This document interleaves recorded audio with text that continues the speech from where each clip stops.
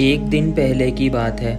13 अगस्त को जब plane London से लारंका आया था, तब उसके क्रू मेंबर ने बताया कि इसका एक दरवाज़ा जाम हो गया है और काफ़ी तेज़ आवाज़ कर रहा है।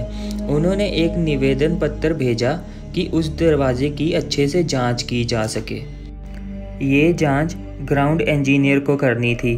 अब उन्हें सबसे पहले प्रेशराइजेशन लीक की जांच करनी थी। आपकी जानकारी के लिए बता दूं कि प्रेशराइजेशन का काम प्लेन में ठंडी और गर्म और घनी हवा बनाए रखने का होता है। शायद क्योंकि प्रेशराइजेशन ज़्यादा ही ठंडी हवा निकाल रहा था, उसकी वजह से दरवाज़ा जाम हो गया था।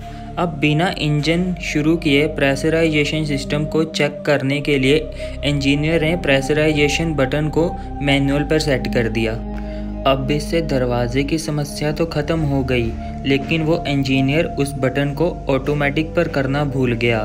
मैनुअल का मतलब होता है कि प्रेशराइजेशन सिस्टम पूरी तरह मानव के कंट्रोल में हो और ऑटोमेटिक में वह बटन परिस्थिति के हिसाब से अपने आप काम करता है।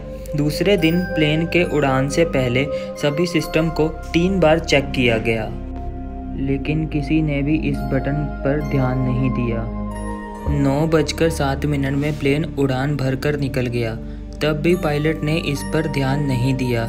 जैसा कि मैंने बताया था, जब प्लेन 12,000 फीट की ऊंचाई पर था, तब उसका टेक ऑफ कॉन्फ़िगरेशन अलार्म बजने लगा।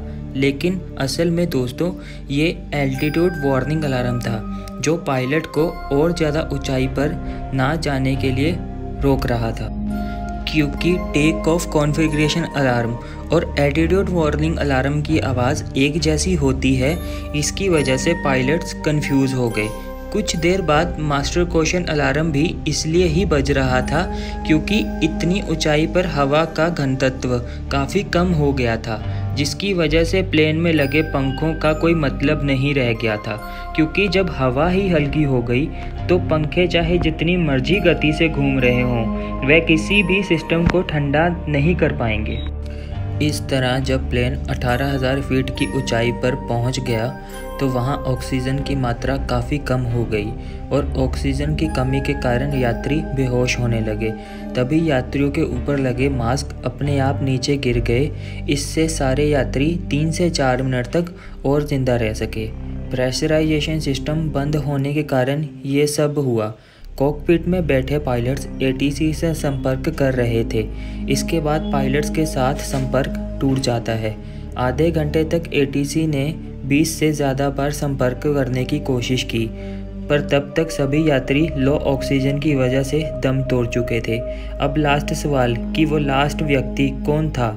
वो फ्लाइट अटेंडेंट एंड्रियास था। लेकिन ऑक्सीजन की कमी के कारण उनकी भी कुछ देर बाद मौत हो गई।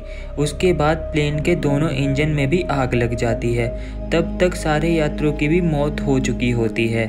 मलबे की जांच करने के बाद पता चला कि एंड्रियास को प्लेन के किसी भी सिस्टम के बारे में कुछ भी नहीं पता था, पर वह फिर भी प्लेन को जैसे मर्जी रिहायशी इलाके से दूर ले गए और प्लेन को एक सुनसान पहाड़ी पर क्रैश करवा दिया। तो ये थी दोस्तों हीलियोस फ्लाइट 522 की कहानी। अगर आपको मेरी ये वीडियो पसंद आई तो मेरे चैनल को सब्सक्राइब करें।